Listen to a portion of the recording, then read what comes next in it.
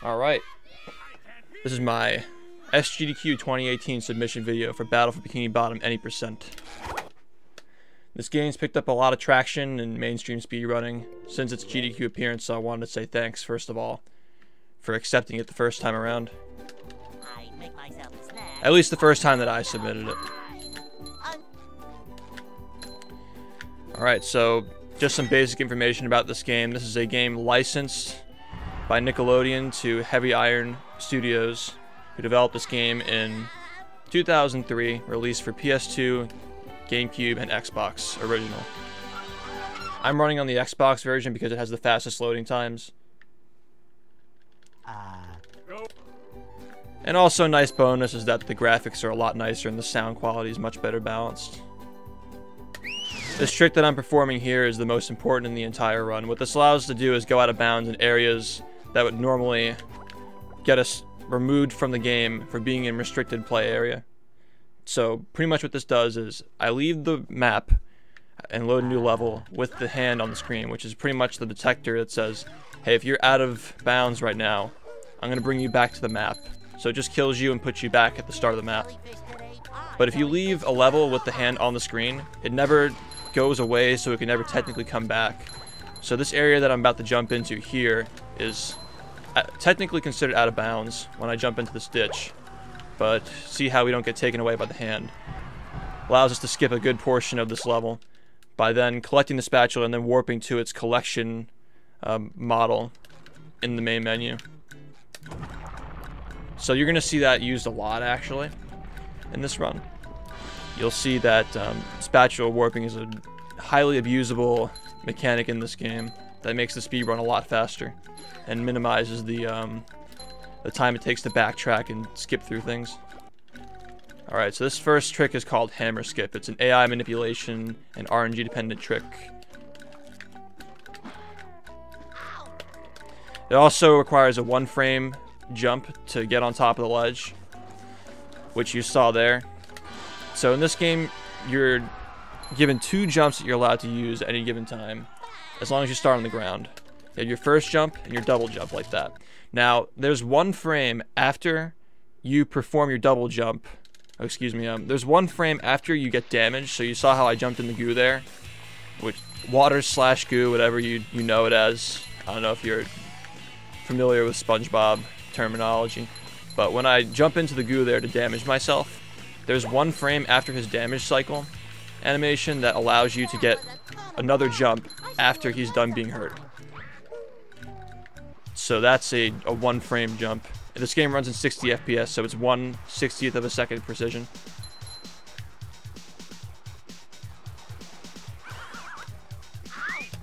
That trick was just used to skip a fight. Now, you can also do any grounded move you want, not just jumping. You can do that out of a damage boost, like I just did there. I just did a grounded uppercut, or rather a bubble bash, out of being thrown in midair. But that specific trick was not a 1-frame trick, because sliding off of ledges in this game, because I slid off a ledge there, it allowed me to gain more frames to press the button before the game realized that I was falling, if that makes sense. So pretty much the rule of thumb is if you're in midair, it's 1 frame to do a grounded move, and if you're not in midair, say you're sliding off a ledge, you have several frames to do it. So for those, you can just mash the, typically we use uppercuts/bashes to get over large gaps when setting it up like that. So in that situation, you can just mash the Y button to make the uppercut come out, but for any 1-frame jump rather than a 1-frame bash, the 1-frame jumps require you to time it perfectly. You can't just mash. But yeah, if you're in midair or on a slide, you need to get the 1 frame to get across the gap. This is a really important concept in this run, so I wanted to explain it pretty early on and go into a lot of detail. And the bashing and doing 1-frame moves off a slide is going to be pretty important later in the run. Toward the end, it's a pretty big trick that saves a lot of time, that utilizes that tech.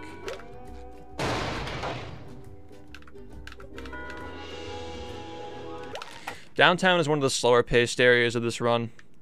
Unfortunately, there's no way of skipping the clan or / toll booth that is used to get inside of the Sea Needle, which has more objectives that we need to complete to finish the game. So we have to grind these tiki stacks, which give us in-game currency called shiny objects. They're pretty much like tokens or any spendable currency like coins in Mario Odyssey. Pretty similar. But we need a certain number of shiny objects, which is what they're literally called, actually. The developers just called them shiny objects. Pretty funny. We need those to enter toll booths and gates. And in the beginning of the run, it's very difficult to skip those because we don't have a lot of our movement options unlocked. Unlike Mario games, you have to unlock your moves as you go through this game. But other than that, it plays pretty similar to most 3D platformers. At least casually. The speed run is definitely unique, though. These socks that I'm... Oh, wow. Okay, that was weird. These socks that I'm collecting here can be traded into Patrick Star later. Another character from the show. In the hub world, you can trade 10 socks for 1 golden spatula. So that's like your sub-currency. They're worth more than shiny objects, in my opinion. Because you can trade them directly to a character for spatulas. Spatulas are the main currency in the game, though. They're not used to buy things, but they're the equivalent of say stars or moons or shines in Mario games, where you use them to enter new areas.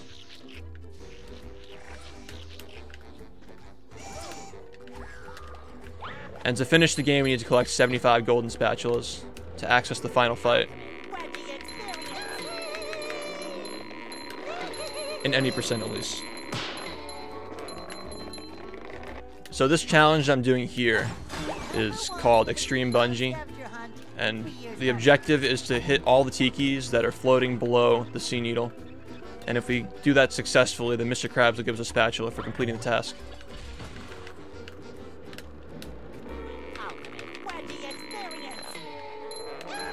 Alright, well, that was... Sometimes these hitboxes are pretty inconsistent, as you're seeing here. That was pretty interesting. But as you see, the Thunder Tikis, if you hit those, they give you damage. So you have to avoid hitting those while you're doing this challenge, otherwise, in some cases, you'll end up losing your run. You just lose a lot of time to hit those and kind of get pushed around by the hitboxes, as you can see. It's pretty uncommon for something like that to happen, where you hit a tiki and it pushes you around it, but the hitboxes for those things are very inconsistent sometimes. But typically, I won't lose time there, like 9 out of 10 runs. You know, in a marathon, anything can happen, so it's okay that it was demonstrated there. Sandy differs from SpongeBob slightly in her moveset restrictions and other platforming abilities. Sandy can't bubble bounce or ground pound. Bubble bounce / ground pound, I should say, because it's the same thing. I'm just trying to describe it in a way that you guys will understand if you never played the game before. So Sandy can only attack forward. She doesn't have any 360-degree coverage on her karate chop. It just goes forward. And also she can kick in midair as well. But she doesn't have any spin distance like SpongeBob does. And Sandy also has a third jump, which acts as a glide. She can use her lasso to glide across large gaps, which is useful now, but later in the game, SpongeBob can do the same thing. And you'll see that. You'll see a little bit of that coming up soon in Goo Lagoon. But yeah, the spatula I just got there was also an unintended method as well. That's the start of that spatula challenge. Begins later into this level. You'll see a clam coming up that brings down a bunch of Texas swingers, which are the things I'm using to swing off of right now. And if you were to do it properly, it would just bring a chain of these swinger things that sends you back to the beginning of the level to collect the spatula on top of the rooftop there. But fortunately, I suppose the developers didn't make the invisible wall that blocks it low enough, so if you time your jump correctly and jump on that trampoline, you can actually get that early with SpongeBob. This is also an unintended skip as well. Jumping on top of that robot's head can actually get you high enough to grab the ledge here and skip a good portion of this level. I have to collect these wheels to trade them in for a spatula as well. You'll notice that this game in several areas has a lot of collectibles that we can trade in for spatulas other than socks or shiny objects. So typically if you collect all the steering wheels, or in Rock Bottom we collect portraits. There are some levels where we have to hit buttons to collect these items. We're doing all these things to collect spatulas from them, and they're all pretty fast because a lot of them are on the way. So this is the lighthouse fight, and that trick is a pretty precise jump to be able to get that sock early. It skips a trampoline challenge after finishing the lighthouse. It's a lot more precise than it may look.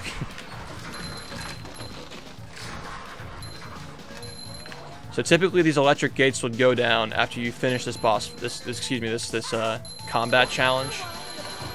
But because you can wedge yourself into that electric gate far enough, you can just grab the steering wheel through the gate. So what that does is it eliminates a little bit of RNG in this level. Where if the Chuck robot, which is the floating thing that shoots the missiles, typically if that would spawn, before the strat was found, if that spawned on the other side of the steering wheel, you'd have to walk all the, you have to walk all the way across and then walk back to get the steering wheel. But because we can just clip through the gate immediately, it allows us to get that without having to take 2 trips.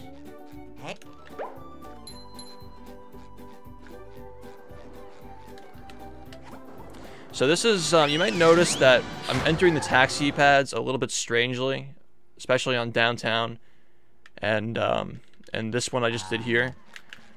There's a spatula animation that occurs after you unlock a new level, and if you're already standing on the taxi pad, you can cancel that animation. So what we do is like we maneuver around to jump on the taxi pad in a way that skips that animation, saves about a second usually for each one.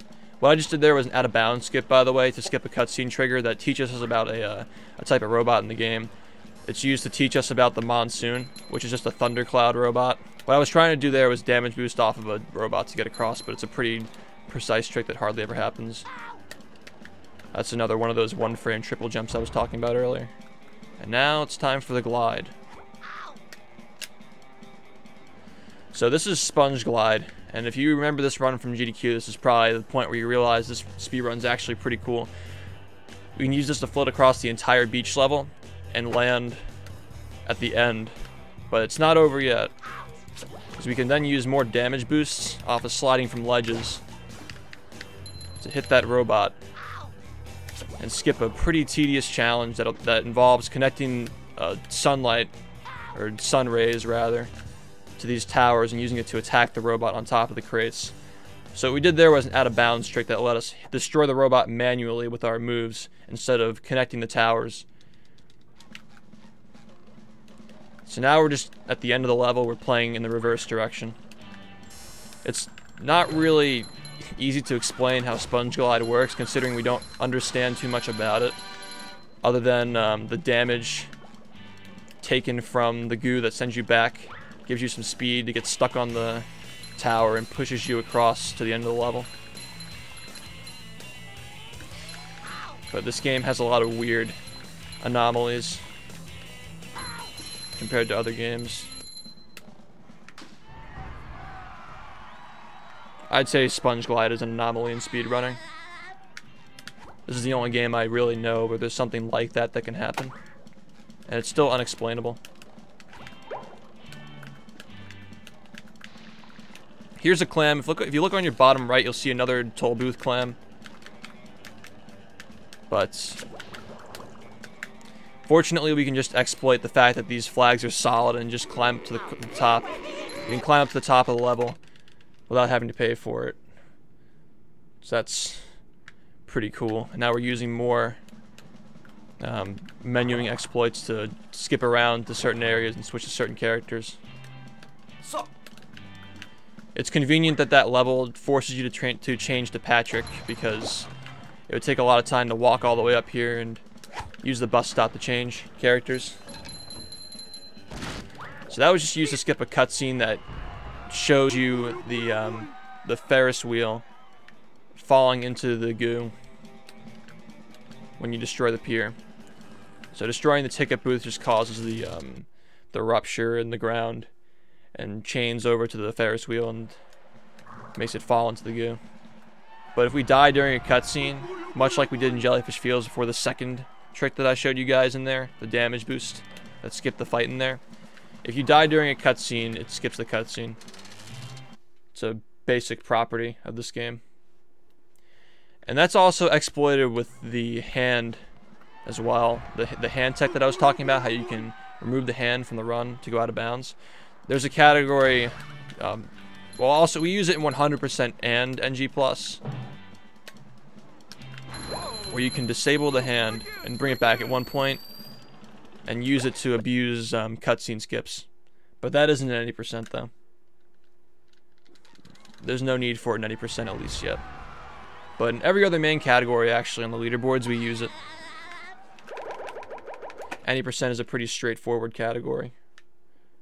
So, unfortunately, the Sea Needle was pretty abysmal. But other than that, this run's pretty solid so far. This game is extremely optimized, so I doubt this run will PB.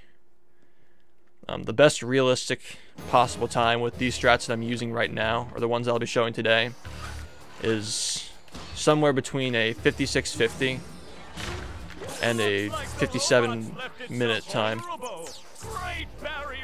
So it's very unlikely that this run will PB, realistically speaking, but crazy stuff can happen in this run sometimes.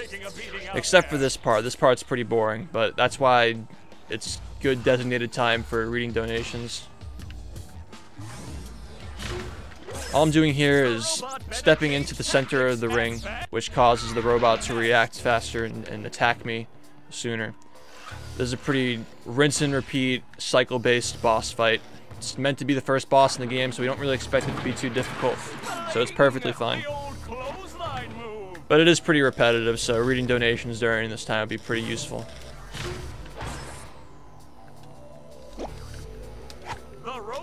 Losing its head. There are a lot of boss fights in this game that we can actually skip using trigger abuse. So if we touch a trigger in the map that causes the final cutscene for the boss fight to activate, it just skips the whole boss.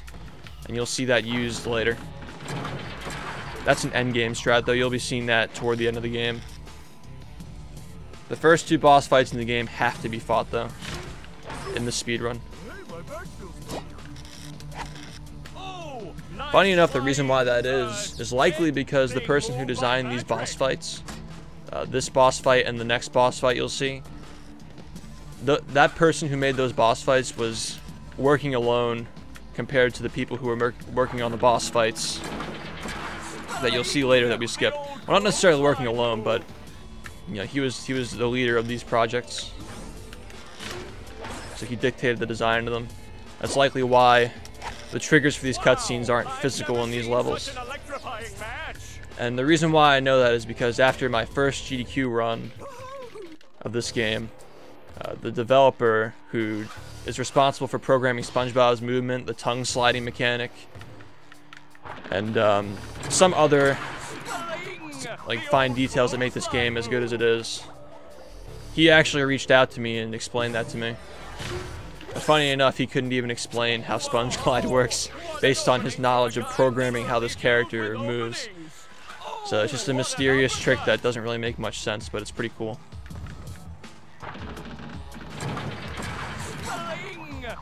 The next segment after this boss fight has a lot of those fighting segments like the lighthouse you saw earlier.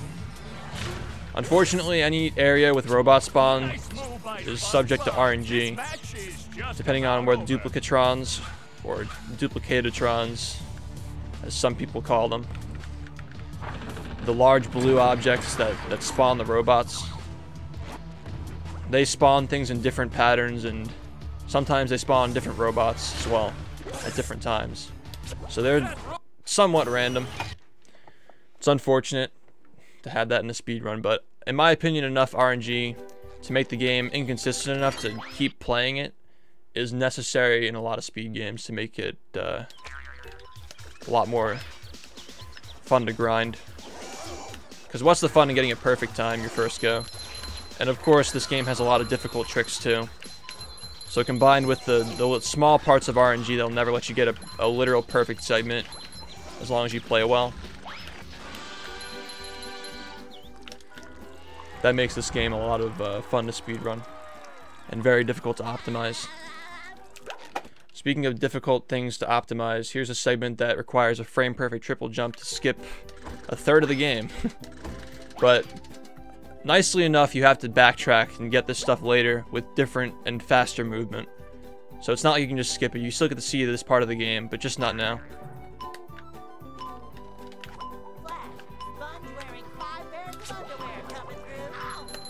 Alright, so I got it. Nice. So I had to set up that tiki stack to blow me up and send me across the map and land here.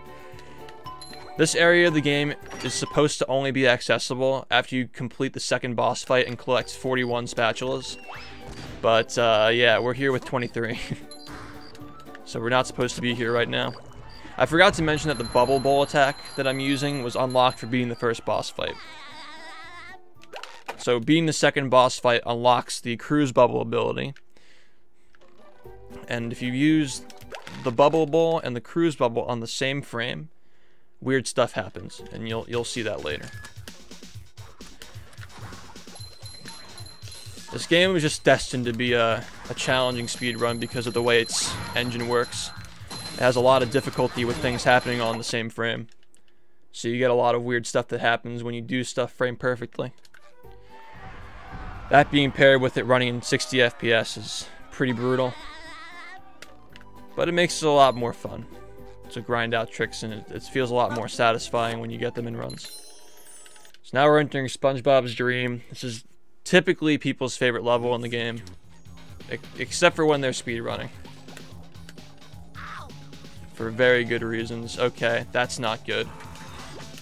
Because I didn't go over the ledge there, I have to revert to an older strat.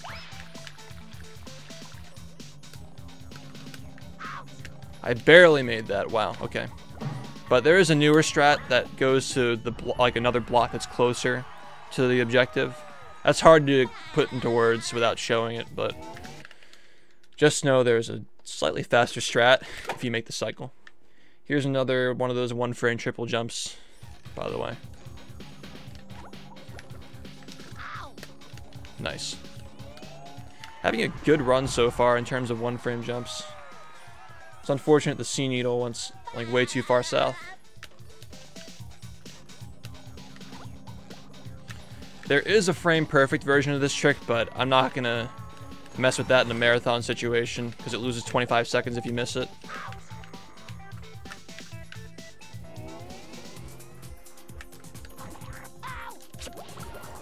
Much like the one that you just saw me do, a lot of one frame tricks in this game are punishable by death. So it's pretty rough. And one of them is 51 minutes into the run. So that's always fun.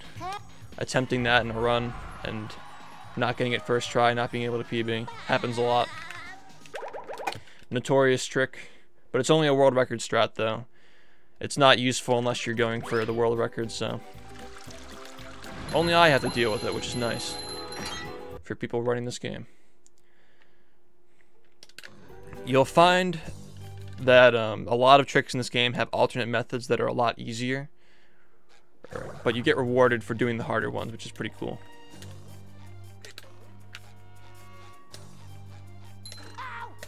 Alright, well there is an opportunity to get another one frame triple jump off of that, but it only loses a couple of seconds if you miss it. So it's not a huge deal, but on a run like this where I'm struggling to stay on pace, it can affect a lot. It hurts a lot. But yeah, because we were able to use that oil slam skip to skip to the end of Dream. It allows us to finish that without the cruise bubble. Well, technically you can get through the Dream level without the cruise bubble, but it's very difficult to complete the challenges there casually without it.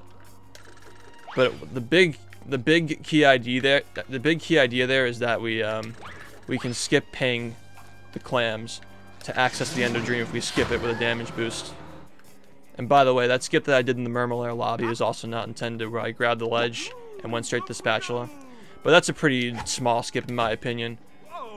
That area just kind of loops around. Oh wow, okay. That area just kind of loops around a little bit and comes back up. Probably wouldn't save more than 20 seconds if you didn't do it. Which is a lot in this speedrun, because it's so optimized, but I'm just saying in the grand scheme of how big the skips are in this game, it's a pretty small one. It's one that people tend to overlook if they haven't played this game casually.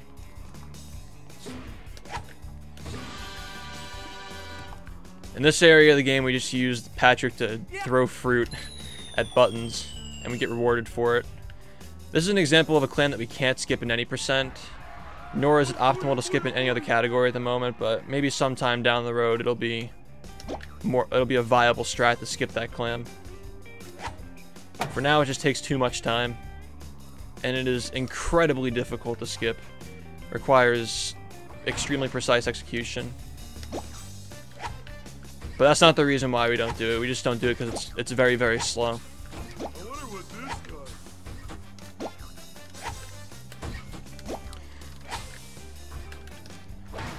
There actually is a task run of this game that completes. It's a task segmented run that completes the entire game, not switching to Patrick or Sandy. And if you keep track of how many times we need to switch to those characters to finish the game, it's pretty incredible how you can just beat the whole game as only SpongeBob. It's very, very broken.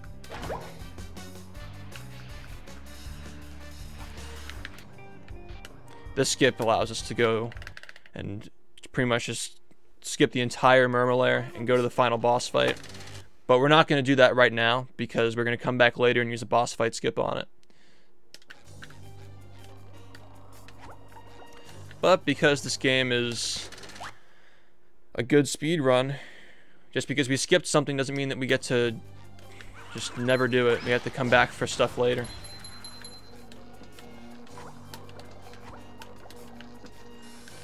Alright, I'm low on shiny objects, so I'm going to hit that guy. Get some more. Shiny object management is a pretty difficult thing to do in this speedrun. It's a pretty overlooked aspect of this game. And it's a lot more important in certain categories as well. Any %, it's decently frustrating to manage if you get bad luck. But there are some categories like all main tasks where even if you get lucky on certain segments and get a lot of good spawns in say the Tree Dome and Krusty Krab, you're still gonna barely make it in terms of shiny objects because the route is so tight. But there are a lot of cool categories in this game that show different aspects of the run and emphasize certain skills that you need to effectively speedrun the game. And I'll be submitting the other 3 main categories to GDQ, so I have yet to decide if I'm going to do a submission video for 100%, but I'm probably going to end up doing submission videos for NG Plus and all main tasks.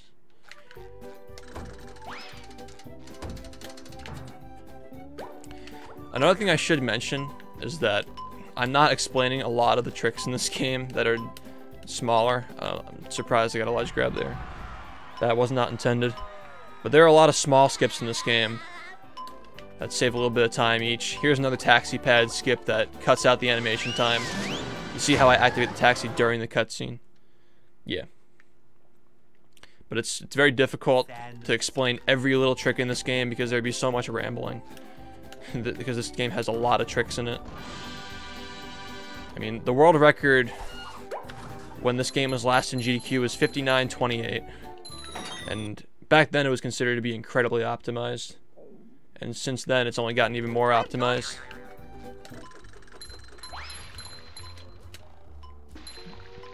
The world record is now a 57:16, and 56 is barely possible right now with the strats that I'm running.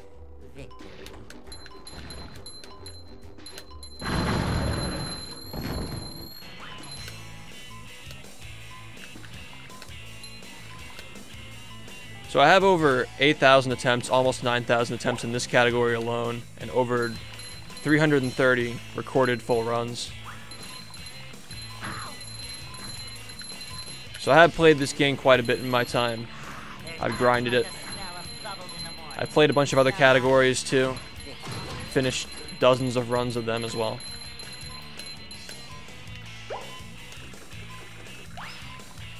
So this game is heavily looked into. It's very rare when an effective time save comes around that isn't a crazy task strat and saves a significant amount of time.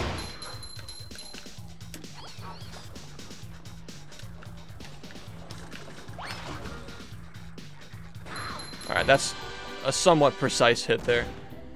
If I use my spin attack at the right time, I can hit the button before the Duplicatron explodes, so if I hit the button before it explodes, I enter the cutscene invincible, and it allows me to not get damaged, 1, and 2, it allows me to save time off of not getting that damage animation. That makes sense. This is another difference. I haven't really been announcing when things are different between this route that I'm running now and the GDQ route that I last did, because there are so many things. But this is a more recent time save that was found, or rather implemented, not really found, because it was known that you can not get the sock there, but I recently made some socks in this game slightly faster, enough to be able to switch one around and not collect the sock that we used to collect here, and instead do it later in the game. The route saves a 1.5 seconds, but it's a little bit harder, and you end up with this thing here where this guy spawns really close to you, so sometimes you get bad luck there and have to maneuver around to avoid the missile. But for a while, that 1.5 seconds a time save that was implemented last month, I believe, was the only time save in this game since I think July or August of last year. So that speaks volumes about how optimized this game is as a speedrun. Looks like SpongeBob's in for a run. Alright, so RoboPat. This boss is deceivingly difficult to play. And it's also very inconsistent too. To someone who doesn't understand the speedrun of this game, it looks like I'm just waiting. Well, in this area, in this level, I actually do just wait. But in phase 2 and 3, a lot more is going on with manipulation and predicting his movements. But yeah, this phase is definitely a good time to read off donations as well. I'd even say the melon throws and the Murmilare are good for reading donations as well.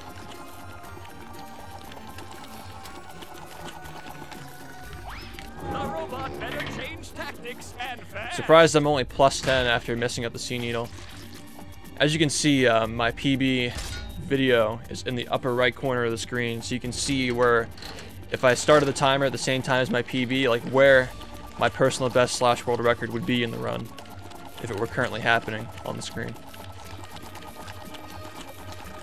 Another thing you might have noticed as well is the graph at the bottom of the screen. Now, the purple area displays how far behind I am, and if I'm in the blue area, it means I'm ahead.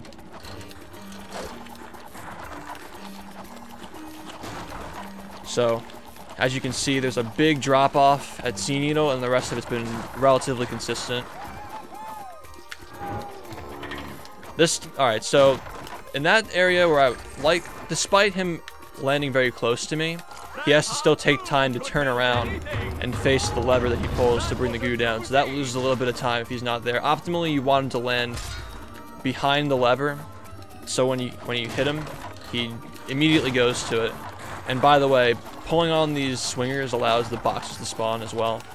The ones that I have to stand on to end his vomit cycle early. Alright, see, look. Even though he's close, he still has to turn around all the way. So it loses a little bit of time. That's a very low risk type of spawn where he lands in front of you. The higher risk and higher rewarding ones are the ones that he lands in the back, because he'll get there faster, but you have to be able to read his movement and be ready to hit him. So it's a little bit harder, but it does save time. And the reason why I'm hurting myself on those vomit cycles is because Here, you'll see it here. If I had predicted that he'd be out there, he'd just go straight to the lever like that. That does it. SpongeBob is back But in the this fight. vomit cycle that I'm getting hit by typically just keeps going until he runs out of vomit. He'll go halfway around the stage with that, so it saves a lot of time to just get hit and then manipulate it. Here's a small difference that saves a little bit. It makes the level a little bit more consistent. The manipulation strats here are a lot more consistent now since the last time this game was in GDQ. It looks like SpongeBob has an opportunity here. But typically this would be a huge run killer, and it still is, by the way. It's still a run killer, it's still inconsistent, but the manipulation strats, like where I stand, affects where he lands and where he spins. This is a relatively new strat, and I wasn't the person who developed it. I contributed to it with my findings throughout my time playing this game, but I wasn't the one who devised this full strat. That was done by a Dutch player by the name of Alex97, who compiled all the stuff we know about this fight, found some of his own stuff, and made his strat for it.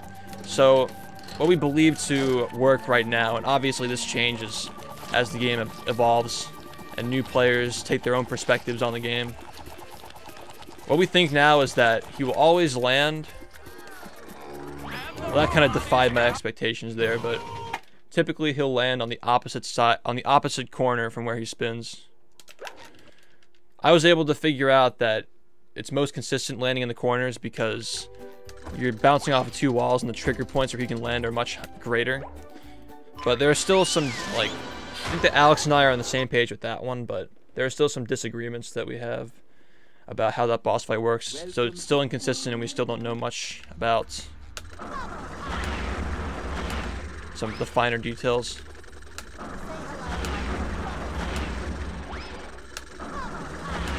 That took an unnecessary number of tries to get, but that's a major exploit that we're going to use a lot in this run now, called cruise boosting. Cruise boosting is the most iconic exploit in this game. Typically anybody who knows anything about this run just thinks cruise boosting as soon as they hear about it. This is a new strat. Doing it against a wall like that is called reverse cruise boosting when you're not facing forward. It saves a little bit of time canceling the animation that is caused by the cruise bubble. So what I'm doing there is activating the bubble bowl and the cruise bubble, which are earned from defeating Robo Sandy and Robo Patrick respectively. I'm activating that on the same frame and using my forward speed to get stuck to the wall and do it again moving to the side. There's a lot to take in, but pretty much after that I will capture my speed from moving to the side. Oh, that was an interesting... I wasn't sure if that was going to be fast enough because there is speed variation with this trick, by the way. Just getting it on the same frame doesn't mean that you're going to have a fast cruise boost. Similar to wave dashing in Melee, where your angle has to be very flat to slide effectively and capture the fastest sliding speed when you go across. I liken cruise boosting to wave dashing, but frame perfect a lot of times. It's just wave dashing, but doing it on the same frame on a three-dimensional plane. And we do this 24 to 25 times throughout the run. Each one requires 2 frame-perfect executions, but they're a lot more muscle memory based, so they're not like the jumps that I was showing you earlier. The triple jumps are a lot less consistent because they're reaction based. These are more just like your hands know what to do. But because they're frame perfect, it's pretty easy to miss them sometimes. Another reverse cruise boost. That's just a form of camera manipulation. It forces you to face away from the wall so you end the animation earlier. Because the game says, oh, well, he's not facing a wall and he's moving.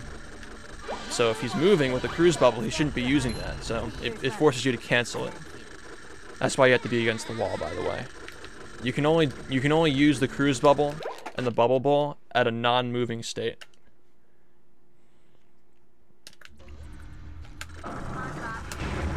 But there are a lot of small optimizations that are available with reverse cruise boosting like that. This is, by the way, not the way you're supposed to play rock bottom. Because we collected that spatula from hitting the button in the beginning with the cruise bubble, which is also not intended because we revisited the middle part of the game with late game powers such as the cruise bubble. We're now playing this whole level backward.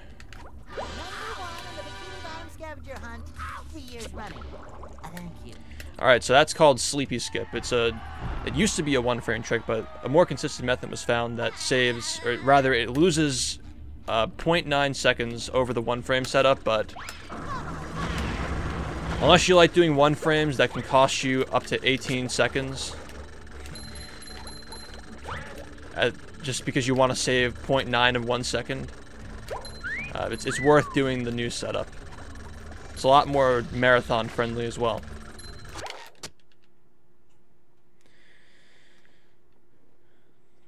Yeah, that's rock bottom.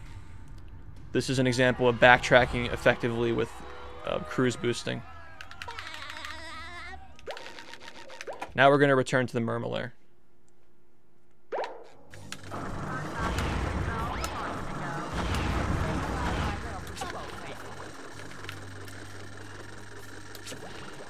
Alright, that's a lot to take in. I just clipped out of bounds using an exploit called L-clipping where...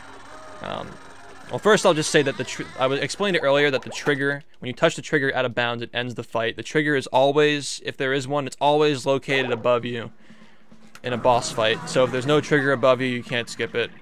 In areas like Robo Sandy,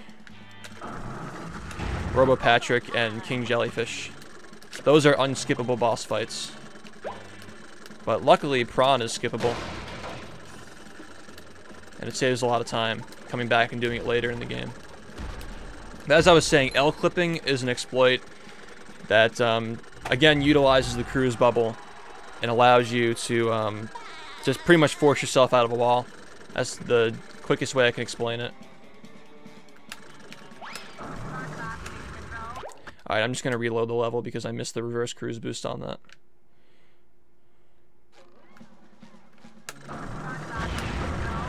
Reverse cruise boosting is used to speed up the cycle here, where it makes the balloon kids that we have to save by popping their balloons, which doesn't make sense because they drown.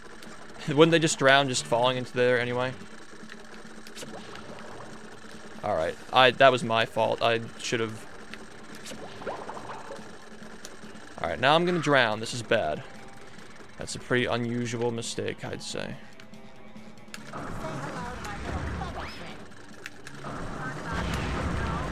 Okay, well. That is not something I would expect to happen in a marathon. That's a pretty unusual mistake. But again, anything can happen, so whatever. Kind of disappointing I can't show off the RCB cycle. I tried to do a shorter jump there. Yeah, this is really not working out right now, but still on pace to go under an hour, so I guess it's fine. Typically in this part of the run I'd be more focused anyway. It's a pretty hard trick to pull off.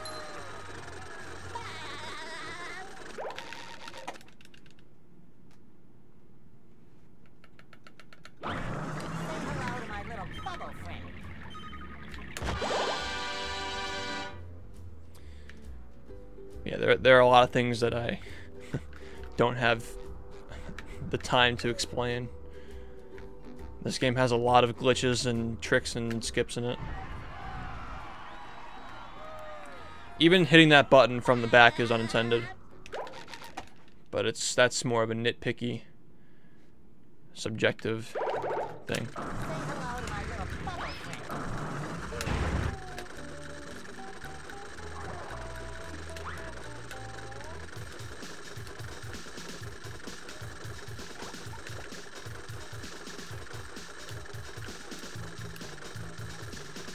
So we've returned to Jellyfish Fields now. We're going to do the second half of it. Doing this allows us to skip the Jellyfish Caves level, which you'll see right about now, after we turn this corner. As you can see, there's an entire level that we're skipping and just running straight across. It saves a lot of time. But yeah, this running under the map phase is pretty funny. And we can just skip back. We can just clip right back into here as well. One thing about cruise boosting that I did not cover before is that by boosting your speed, it's increasing your walking, and it increases your walking speed because it increases your standing speed, first of all. Like, by not moving, I'm still being pushed forward, as you can see, unless I get rid of the bubble bowl. Unless I get rid of it with the bubble bowl, or I get damaged. Getting damaged or using a move that affects your speed will cancel the cruise boost effect, and you just get it later if you need it again. That's used in the museum segment you saw earlier when I was clipping through the laser walls. Because we get damaged, it forces us to remove the effect, and then we have to get it again when we come out on the other side of the wall. But yeah, cruise boosting just stacks onto your standing speed. And so when you push forward while you run, it just makes you go faster. It doubles your speed. At least the RTA viable version of it doubles your speed. You can go faster with the game's engine, but there's nothing viable at the moment that lets you do that.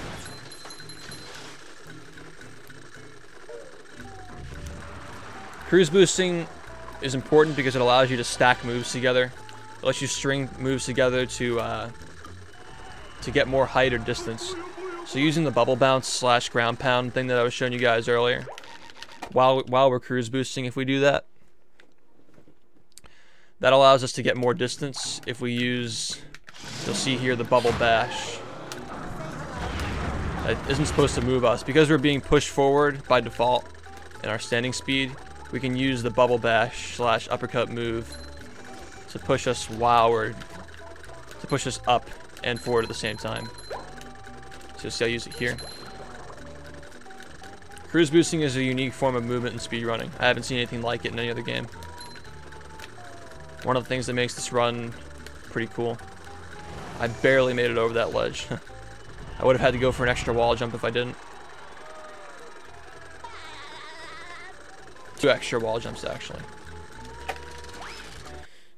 But yeah, this is supposed to be one of the first fights we go into this game, actually.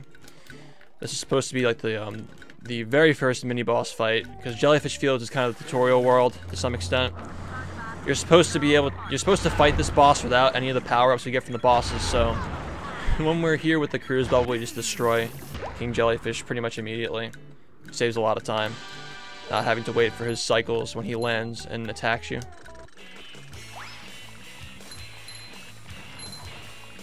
Post Jellyfish Fields pretty much signifies the end game portion of the run.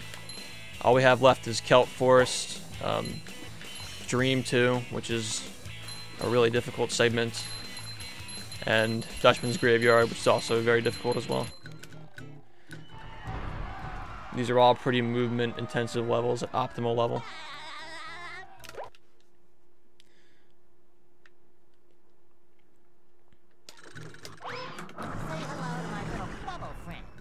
But yeah, in a lot of situations, this game can throw a curveball occasionally that loses a lot of time if you don't react properly. The huge time loss in Goo Lagoon 2 with Save the Children, that was a product of me not pacing myself properly. And so I was off cycle by a little bit and lost a lot of time. But the original time loss was caused from missing the cruise boost. Like I said, a lot of frame perfect tricks are punishable with huge time losses if you miss them. The trick that I just did there actually skipped the entire Kelp Forest, by the way. We're playing the whole thing backward now. Which is pretty crazy to a lot of people who played this game casually but have never seen a speed run. Because the Kelp Forest is notorious for being incredibly long, confusing, and tedious. So it's awesome that in this speedrun we can just skip the whole thing. What I just did there was trigger abuse to activate the time challenge for the slide by going over the area where it appears. Pretty much I go over the area where the trigger forces you into the time challenge, but because I'm hovering over the slide, I can just turn around and go into the teleport box. that I've been using to jump between areas the entire game.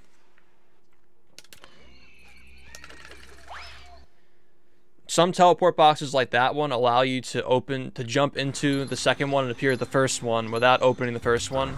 There are some that don't let you do that, but that one allows you to do it because the developers assume that, well, if you're at the end of the level, then you should have the first one open, right? And if you don't, it would just be a nuisance to go back and get it. But because they had that kind of thinking, it allows us to start at the end of a level and go all the way to the beginning.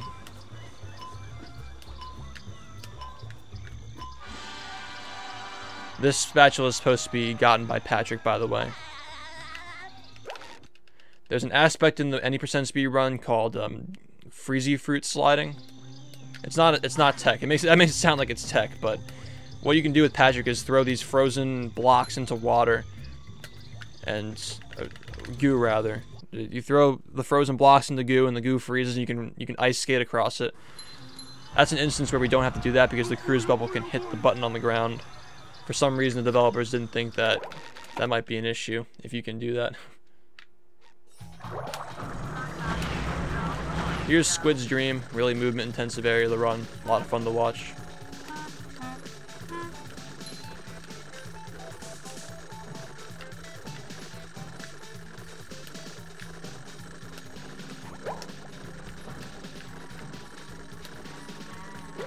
This is a very good example of how stringing moves together gives you a lot more movement options at this point in the game with cruise boosting and understanding how to do several moves to gain more distance and height. Squid Dream is a good example of that.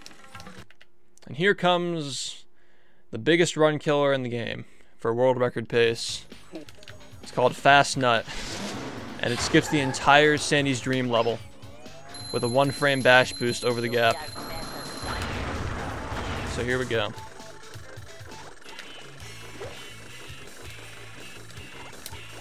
And we missed it because we were a frame off. The brutal part about this trick is that you don't know whether you were too early or too late. Unlike double jump, frame perfect moves.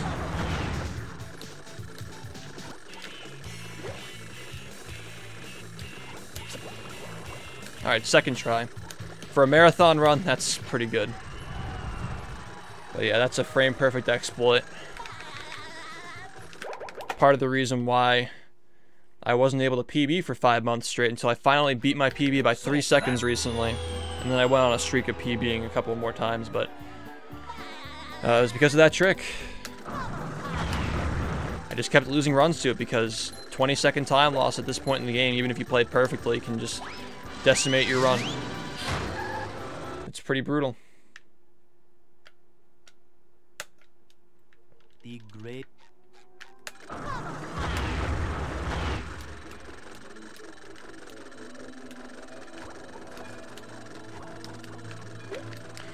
We like calling the Dutchman's Graveyard the graveyard of runs because it is highly susceptible to choking. The colors are so bright that if you're a little bit dizzy after realizing you got past Sandy's Dream, it's kind of hard to focus.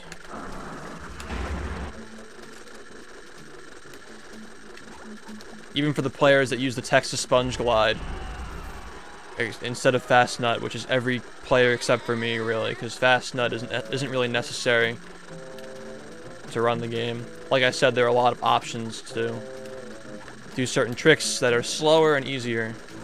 So that's why it's pretty accessible to speedrun. You can pick and choose your tricks and spatulas. You don't have to do all the hard stuff. I really hope I don't die here. Alright. That was a camera lock that doesn't happen very often, and the reason why it probably happened is because I slightly moved my camera when I touched the spatula, but typically you'll expect to move in circles when you do that. The game forces you to be in view when you collect the spatula. Because you're moving, sometimes it forces you to spin around in circles. Oh, did I split? Oh yeah, I'm just losing a lot of time, so.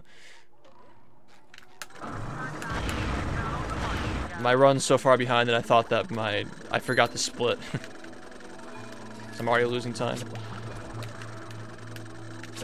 Funny how this level is notorious for how difficult its wall jumps are casually, but we don't do a single wall jump in the speed run because we skip all of it with cruise boost movement. But yeah, as I was saying, the old strat for Sandy's Dream was featured in GDQ before the frame perfect version was found. But that version only... Oh.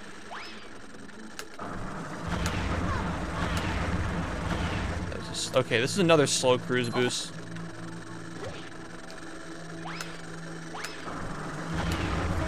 I don't know why that happened to me twice. That was very strange.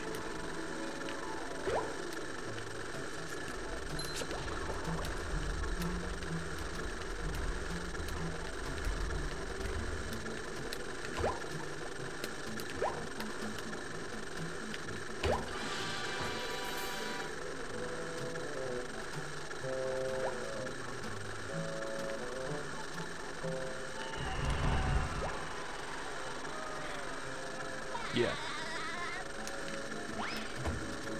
Fast Nut only saves 15 seconds over the old strat. And funny enough, a more recent strat than even Fast Nut was found, actually. That's useful in the 100% and 200% categories. 200% is a miscellaneous category, so I don't talk about it a lot when I explain how speedruns of this game work. But in 100%, it's useful to do the Sandy Dream skip as Sandy, because you can do another mission immediately after that. But if you do it in 90%, it's really slow, unfortunately. It's way easier. But that's also good, because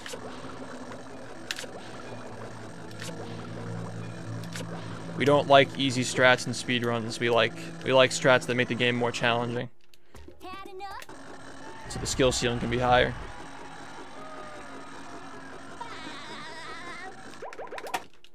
Just because I'm in a marathon run, I'm gonna go for a pretty cool looking strat that loses a little bit of time if I miss it for this final boss fight. But yeah, the Dutchman skip that I just did with the trigger, touching the thing, same thing as prawn skip, pretty similar concept. I don't want to have to explain it twice and be redundant, because there's already so much to explain. Now we have 75 spatulas, we can go to the final boss fight, and we're gonna use a similar trigger exploit. But I'm gonna go for a risky trick. And here we are, folks, the main event. A gauntlet of All right, well I didn't get the good I didn't get the good luck there. Sometimes he'll spin in the opposite direction, which allows the bubble bowl shot to land on the button early. Typically, the way we would do that is with a cruise bubble. The bubble bowl saves 1 second though, and it looks pretty sick, so I just wanted to go for it. Will SpongeBob be able to neutralize the giant robot's brain? Alright, the reason why I call this segment the coin flip is because this Duplicatatron has a 50% chance of spawning a robot on the left side or the right side. And if it spawns on the right side, it loses 2 seconds to the left side. The left side saves time because you can knock yourself into the area you need to go to a lot earlier.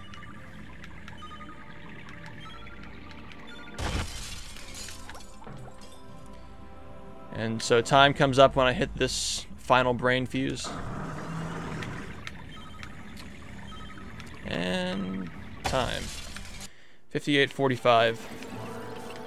In a marathon style run explaining everything. My voice is kind of tired.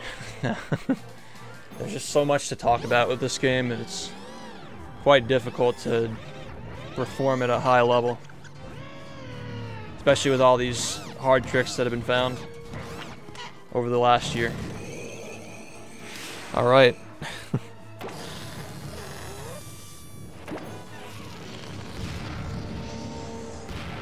But yeah. Probably would have been a 57 if I didn't mess up the kids segment. What do you do? What? Oh, yeah. That and C Needle were pretty unusual misses. I'd expect those not to happen again. But you never know, it's a marathon run, anything can happen. Thank you guys for watching this submission video. If you haven't seen a run of this game before, hopefully this cleared up some of the things that you might have been confused about. I put a lot of emphasis on the one frame tricks this time around because there are so many of them and they're so critical in this speed run at top level now to get these tricks first try, really. I can't even say within a reasonable number of tries because they lose so much time if you miss them. Alright, so that'll be all. Thank you guys for watching, and thank you for considering my submission for SGDQ 2018. Like I said, this run's improved a lot over the course of a year, and its community has gotten so much more dedicated, and it's grown so much, and it's still growing. People are picking up this game by the day, and if you're thinking about picking it up, I urge you to just not give up on the hard things. You will learn them if you try them enough.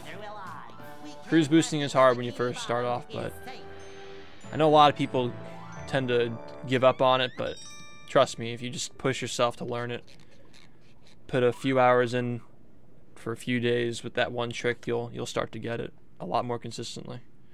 So that's my word to the people watching who are interested in the game, and my word to the staff at GDQ is thank you for watching. Hopefully I'll see you there.